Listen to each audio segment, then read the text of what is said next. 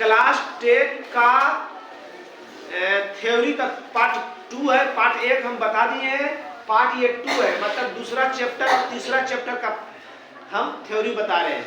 सबसे पहले दूसरा चैप्टर में आपको आएगा HCF और LCM, वो अभाज्य गुणनखंड विधि द्वारा, है ना, अभाज्य गुणनखंड विधि द्वारा। HCF कहेंगे किसको? जब दो या दो से अधिक संख्याओं का अभाज्य गुणनखंड, दो या दो से अधिक संख्या रहेगा उसका गुणनखंड करना है, अभाज्य गुणनखंड निकाला जाता है, तो उभयनिष्ठ गुणनखंड के साथ साथ उभयनिष्ठ कहेंगे किसको? तो वैसी संख्या जो दोनों में मौजूद रहे, या दो से अधिक संख्या रहेगा तो तीनों में मौजूद रहे, वैसी कोई संख्या जो दो या दो से अधिक संख्या जो लिया है तुम, उन तीनों में जो तुमको जना है, मालूम पड़े, उसी को उभयनिष्ठ कहते हैं। तो उभयनिष्ठ गुणनखंड के साथ साथ कम घात, क्या है? कम घात। उभयनिष्ठ गुणनखंड के साथ साथ कम घात वाले को लिखा जाता है। जो पावर कम रहे जिस संख्या पर, अंक पर, उसको लिखते हैं। उससे प्राप्त गुणनफल को HCF कहेंगे, उससे प्राप्त गुणनफल को HCF कहेंगे।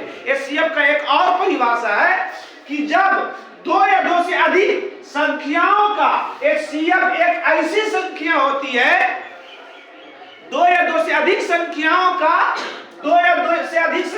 का HCF मतलब महत्तम समवर्तक एक ऐसी संख्या होती है जिससे दो या दो से अधिक संख्या पूर्णतः विभाजित हो।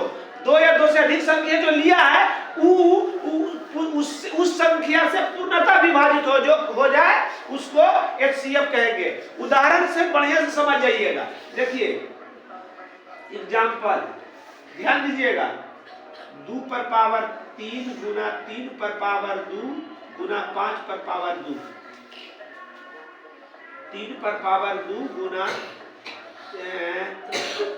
5 पर पावर 2 गुना 7 पर पावर 2।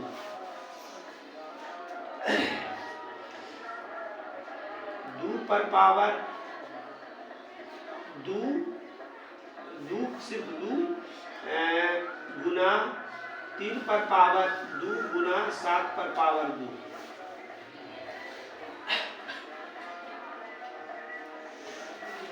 पांच पर पावर 2। चलिए अब इसका हमको निकालना है महत्तम समवर्तक HCF। ध्यान दीजिएगा, को संख्या लिए 3 संख्या, दो से अधिक लिए 1 2 3, 3 संख्या का ये गुणनखंड है, 3 संख्या का ये गुणनखंड है। पहला थ्योरी क्या कहता है? HCF का पहला परिभाषा क्या कहता है? जब दो या दो से अधिक संख्याओं का उभयनिष्ठ गुणनखंड कर दिए हैं, ये गुणनखंड है उभयनिष्ठ गुणनखंड ना, अभाज्य गुणनखंड निकाला जाता है तो उभयनिष्ठ गुणनखंड। अब उभयनिष्ठ सबसे पहले पकड़ेंगे। उभयनिष्ठ की क्या बोले? उभयनिष्ठ का मतलब ये होता है जो तीनों में मौजूद रहे। तो कोई ऐसा संख्या आपको दिख रहा है, जना रहा है, जो तीनों में हो। क्या 5 जो है तीनों में है। और कोई संख्या 2 इसमें है मगर इसमें 2, 3 इसमें है मगर इसमें 3, सिर्फ 5 है बस। अगर तीनों में 2 भी रहता तो 2 भी लेते, अगर तीनों में 7 रहता तो 7 भी लेते, अगर तीनों में 3 रहता तो 3 भी लेते।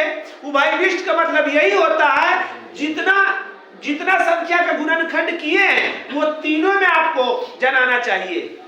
तो तीनों में सिर्फ 5 जना रहा है हमको। इसको चेंज कर देते हैं इसको।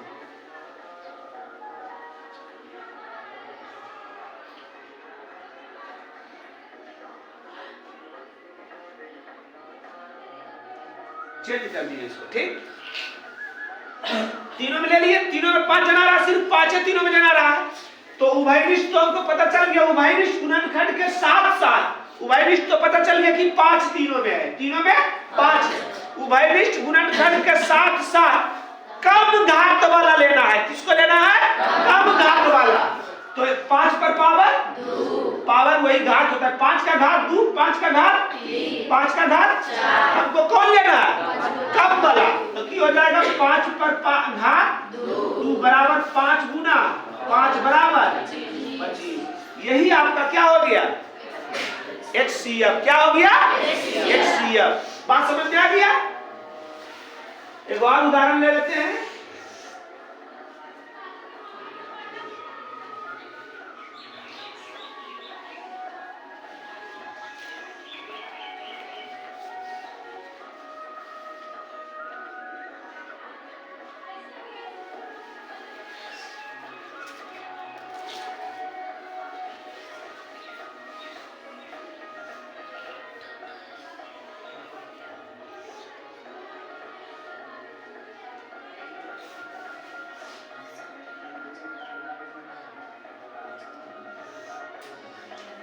HCF। सबसे पहले क्या पकड़ना है कि कौन सी संख्या उभयनिष्ठ है। तो कौन कौन संख्या आपको उभयनिष्ठ जना रहा है? 2 2 2 तीनों में मिल रहा है। अब उभयनिष्ठ ले लिए तो 2 ले लिए। अब 2 में लेना है वैसा उभयनिष्ठ जिस पर पावर कम रहे। तो इस पर पावर 3, इस पर पावर 4, इस पर पावर 1। तो 1 लिखिए या ना लिखिए कोई फर्क पड़ता है? उसके बाद और कोई संख्या जो तीनों में है क्या चीज 5 1 2 3 तीनों में है। अब इस पर पावर 3, इस पर पावर 2, इस पर पावर 2। तो कौन लेना है? पावर 2 वाला। उसके बाद 7 भी तीनों में है ना? तो 7 भी लेना है। अब 7 लेना है। कौन 7 लेना है? जेकरा पर पावर कम रहे। तो कौन है 2 हो गया। 2 गुना 5 गुना 5 गुना 7 गुना 7 2 पचे 10 पचे 50 सते 50 कितना हो गया 0 9 45 के 5 बाकी 4 और 5 चौक 20 और 4 24। यही हो गया सही। गुना में हो सके डिसमिस हो तो देख लीजिएगा। समझ गए। अब एक जो और परिभाषा दिए थे उसके बारे में बता दे रहे हैं।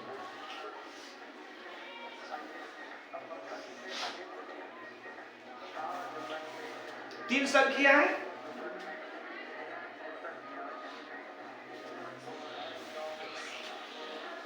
दो या दो से अधिक संख्या, 2 से अधिक संख्या लिए 3 वाले लिए। अधिक संख्याओं का HCF महत्तम समावर्तक एक ऐसी संख्या होना चाहिए कि तीनों के महत्तम एक ऐसा संख्या होना चाहिए। इसको समझिएगा। क्योंकि अगर महत्तम समावर्तक भाषा में दे देगा निकालना तो निकाल लीजिएगा, मगर वही हिसाब को अगर प्रश्न में दे देगा तो आप फंस जाइएगा। इसलिए परिभाषा क्लियर होना चाहिए। इन तीनों संख्याओं का महत्तम समावर्तक वैसी संख्या होना चाहिए, वैसी संख्या होना चाहिए जिससे 2 या 2 से अधिक संख्या, ये तीनों संख्या पूर्णतः विभाजित हो। तो यहाँ पर क्या भर दे जो तीनों कट जाए। बड़ा से महत्तम माने बड़ा, तो बड़ा से बड़ा लेना है। कौन सी संख्या यहाँ पर ले जो इन तीनों यानी 2 या 2 से अधिक संख्या पूर्णतः विभाजित हो जाए। तो यहाँ पर क्या भरे कि तीनों कट जाए 4। यही महत्तम हो गया HCF हो गया।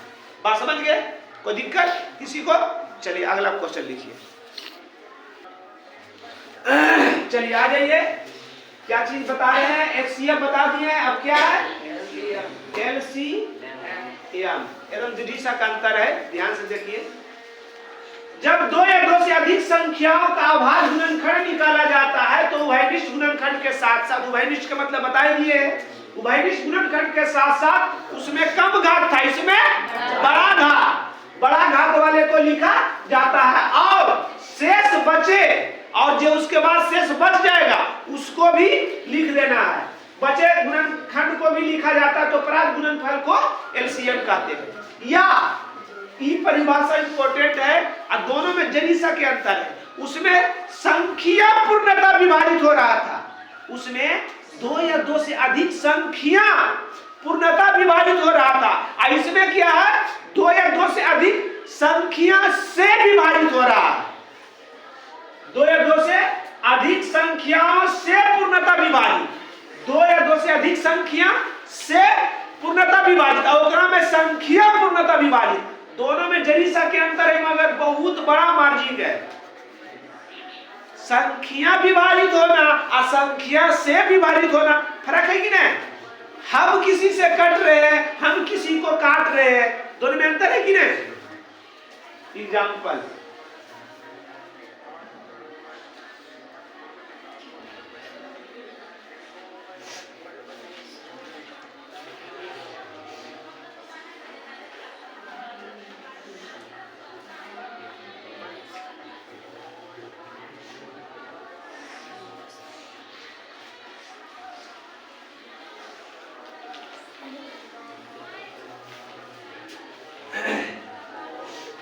LCM ध्यान दीजिए।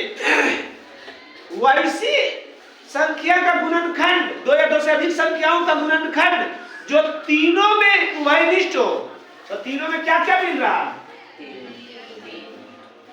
सिर्फ 3 मिल रहा है तीनों में, है ना? तीनों में 3 मिल रहा है। अब बड़ा घात उभयनिष्ठ गुणनखंड के साथ साथ बड़ा घात, एकरा पर घात 2, एकरा पर घात 2, एकरा पर घात 3, तो 3 पर पावर 3। ठीक, बड़ा घात को लिखा जाता है। और शेष बचे गुणनखंड को भी लिखा जाता है। शेष बचा, आपकी की बचा? 2 बच गया, और की बचा? 5 पर पावर 2 और 7 बच गया ने। 3 पर 3 गुना 3 गुना 3 गुना 2 गुना 5 गुना 5 गुना 7। अब जो गुना करके आएगा वो आंसर। बात समझ गए? एगो तो समझना था खाली एलसीएम और जरी सा अंतर है ना? और देख लीजिए एगो,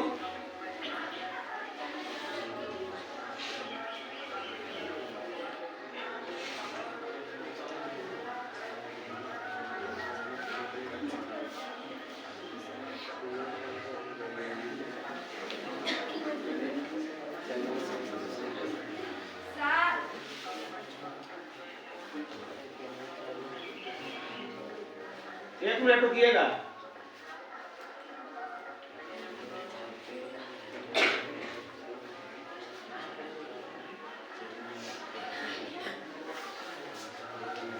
जो तीनों में उभयनिष्ठ हो, अब बड़ा घात हो, तो 2 तीनों में है, 2 है तीनों में। अब बड़ा घात कितना है? 2 पर पावर, अब तीनों में है। हाँ, 3 तीनों में है। अब बड़ा घात कितना है? अब जो नहीं मिले उसको भी तो कौन नहीं मिल रहा? 5 हो गया। 1 2 3 4, 1 2 ये बनेगा। अब जो आएगा उत्तर। ठीक, अब निचला परिभाषा देख लीजिए।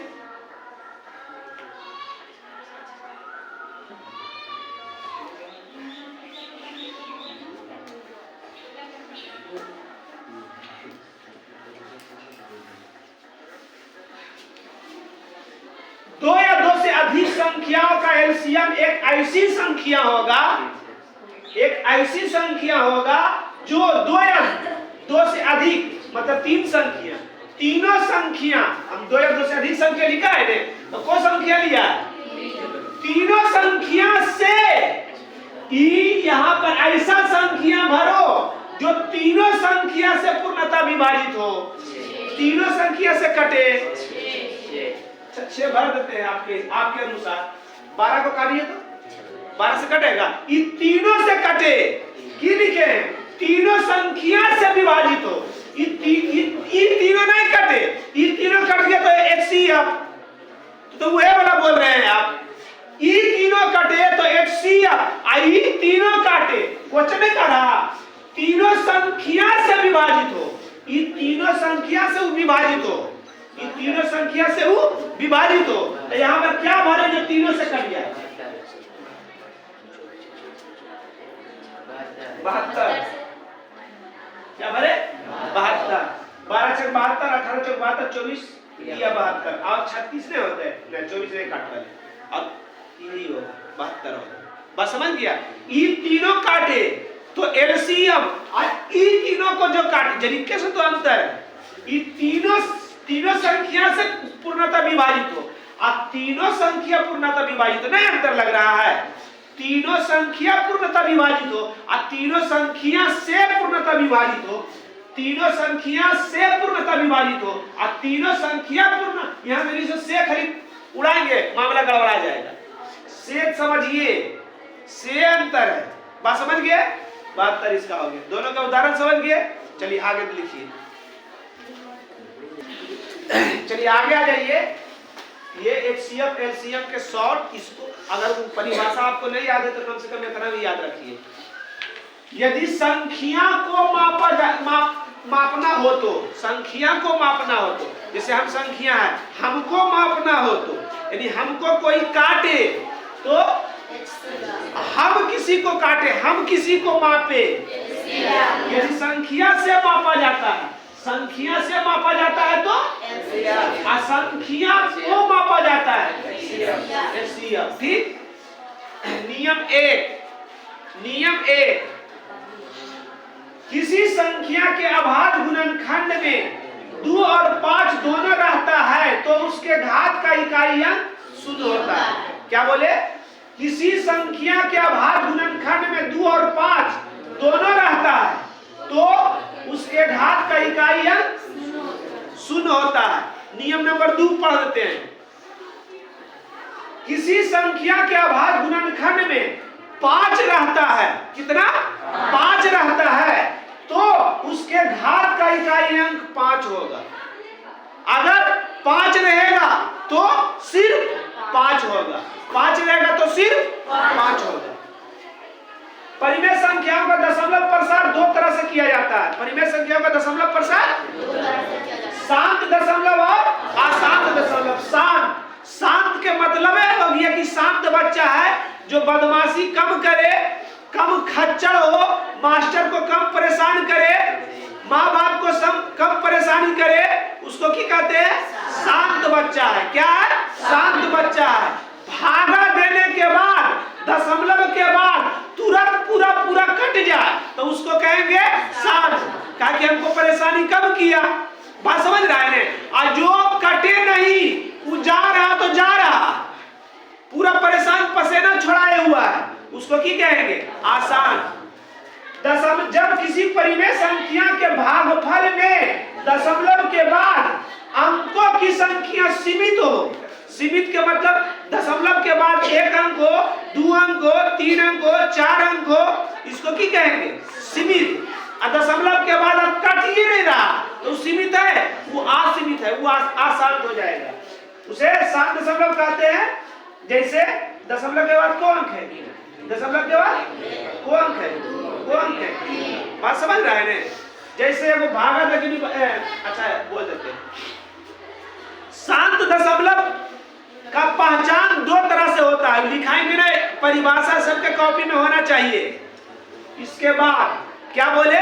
शांत दशमलव का प्रसार पहचान, शांत दशमलव का पहचान 2 आधार पर होता है, एक शर्त के आधार पर, एक भागफल के आधार पर। तो शर्त के आधार पर क्या बोले? इसका पहचान 2 तरह से होता है। शर्त के आधार पर, शर्त के आधार पर, और 2 में भागफल के आधार पर। दोनों परिभाषा रहना चाहिए याद, दोनों परिभाषा ध्यान दीजिए। भागफल के मतलब तो भागफल, भागा देना, भागा देने के बाद भागा देने के बाद दशमलव के बाद अंकों की संख्या सीमित है, मतलब सेम परिभाषा। ये भागफल के आधार पर के सेम परिभाषा है। ये परिभाषा लिख दीजिएगा, भागफल में हो जाएगा सेटेबल। अब शर्त के आधार पर जब परिमेय संख्या मतलब भिन्न संख्या, जब परिमेय संख्या या जब किसी भिन्न संख्या के हर में, हर माने हारा कने रो है, निचुआ में मतलब नीचे वाला,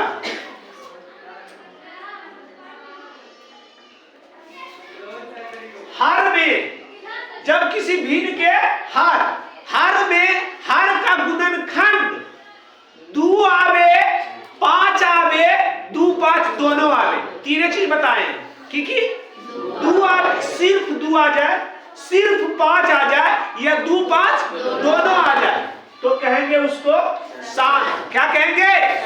अगर 2 के साथ दूसरा कुछ आ गया, 5 के साथ दूसरा कुछ आ गया, 2 5 के साथ दूसरा कुछ आ गया, तो आसान। क्या बोले? क्या बोले? शर्त के आधार पर जब किसी परिमेय संख्या के हर का गुणनखंड, हर, परिभाषा सुनिए, जब किसी परिमेय संख्या के हर का गुणनखंड, मतलब नीचे वाला का गुणनखंड 2 आवे, 5 आवे, 2 5 के अलावा 2 5 दोनों आवे, कौन सी बोले? 2 आवे, 5 आए, आवे नहीं करना, आए, और 2 5 दोनों आए, तो वह शांत दशमलव होगा, वह शांत दशमलव होगा, है ना? जैसे ये देख लीजिए, यानी नहीं आएगा, आ जाएगा। अच्छा ठीक है, तो इधर लिख देते हैं 7 बटा 2 दूनी 4 और 5 20 की है, या शांत है, या शांत है ना? की आ गया, 2 5 दोनों आ गया। खाली 2 भी रहता तो की होता, खाली 5 भी रहता तो की होता। अगर एक साथ 3 आ जाता गलती से, तो की हो जाता है? आसान। क्या हो जाता? आसान। चलिए उतारिए। शांत बता दिए थे, आसान। जो दशमलव हमको ज्यादा परेशान करे, भागा देते रहे, कटे नहीं, वो लंबा प्रक्रिया चलता रहे। जब किसी परिमेय संख्या के भागफल में दशमलव के बाद अंकों की संख्या असीमित हो, मतलब कोई पता नहीं कहां तक जाएगा, उसको की कहेंगे? आसान। जैसे 3.33 डॉट डॉट इन्फिनिटी, इन्फिनिटी माने अनंत, इन्फिनिटी माने अनंत, इन्फिनिटी माने अनंत, है ना? आसान दशमलव 2 प्रकार के होते हैं, आसान आवर्ती, एगो आसान अनावर्ती। एगो परिभाषा बोले लिखा दिए, एगो परिभाषा अपने से लिखिएगा, समझा देंगे। आसान आवर्ती, आवर्ती माने मतलब कि कोई संख्या जा रहा तो जा रहा, एक ही संख्या जा रहा तो जा रहा, तो उसका नजर गुजर हटाने के लिए मैया बाबू ने देता है बुतरुआ टिक्का। कौन चीज देता है? टिक्का। जैसे 2.52 डॉट डॉट कहां तक जा रहा है? क्या है? क्या है? वैसे आसान दशमलव जिसमें दशमलव के बाद अंकों की पुनरावृत्ति समान रूप से हो। पुनरा माने वही संख्या बार बार दोहराते रहे, उसको की कहेंगे? आसान आवर्ती। आवर्ती की कहेंगे? आवर्ती। आवर्ती के मतलब कि अगर संख्या बार बार, एक ही संख्या बार बार दोहरा रहा, तो उसको खत्म करने के लिए क्या करता है? उस पर टिक्का दे देना है, दे देना है टिक्का। तो 2 दशमलव कौन संख्या बार बार दोहरा रहा? 5 2 5 2, तो 5 2 पर की कर दिए टिक्का। इसको इस तरह से भी लिखा जा सकता है, 2.52 इस तरह से भी। टिक्का 2 तरफ से नहीं होता है, वो ऐसे होता है, आए वो गोलियां देता है ना, तो वही टिकवा का है। ये इतना दूर तक जा रहा है, असीमित को आगे मैया, इतना मतलब कहां तक है पता नहीं है, तो नहीं असीमित है, असीमित है पर की करते हैं? टिक्का रूप तरह सीमित कर देता है कि तरह पर नजर उजर। अब जैसी ई बोलिए तो दशमलव के बाद को अंक है? 2 अंक है, आयक्रम को अंक ले पता है, समझ में आ गया? अब आसान अनावर्ती, कौन चीज? दू में क्या है? आसान अनावर्ती। वैसी आसान दशमलव जिसमें दशमलव के बाद अंकों की संख्या पुनरावृत्ति समान रूप से होती है। इसमें अंकों की संख्या पुनरावृत्ति समान रूप से नहीं होती है। इसमें की करना है? खाली अंकों की संख्या समान रूप से, अंकों की संख्या पुनरावृत्ति समान रूप से होती है। अंकों की संख्या पुनरावृत्ति समान रूप से नहीं होती है, उसको क्या कहेंगे?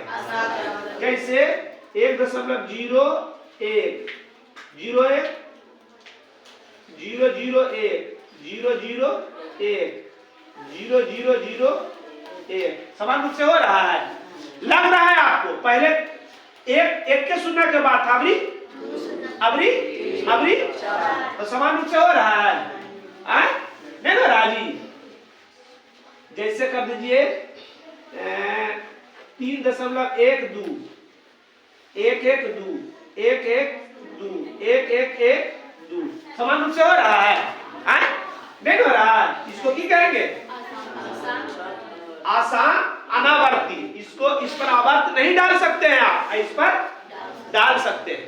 अब सबसे मेन पॉइंट सुनिए, आसान आवर्ती परिमेय संख्या होती है। क्या बोले? आसान आवर्ती, नोट में करके लिखिएगा। आसान आवर्ती परिमेय संख्या रूप में होती है, आसान अनावर्ती अपरिमेय संख्या होती है। ये क्या है? अपरिमेय, कहा कि एक साथ अनावर्ती, आ लगा हुआ है शुरू में, अनावर्ती आवर्ती इसके साथ आ लगा हुआ नहीं है, है ना? ये अनावर्ती माने परिमेय संख्या नहीं।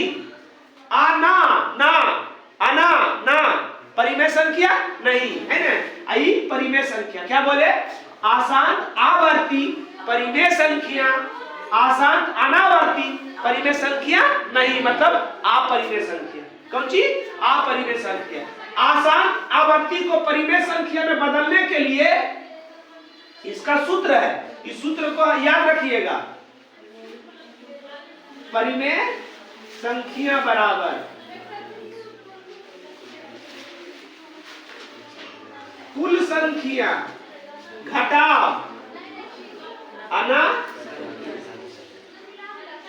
अनावर्तों की संख्या। कुल संख्या घटा बटा 10 पर पावर दशमलव के बाद अंकों की संख्या, घटा 10 पर पावर दशमलव के बाद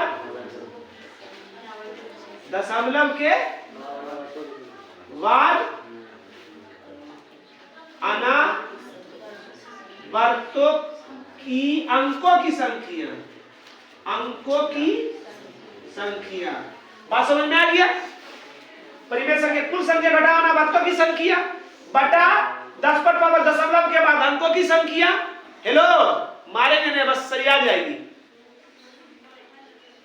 10 पर पावर दशमलव के बाद अनावर्तों की संख्या। जैसे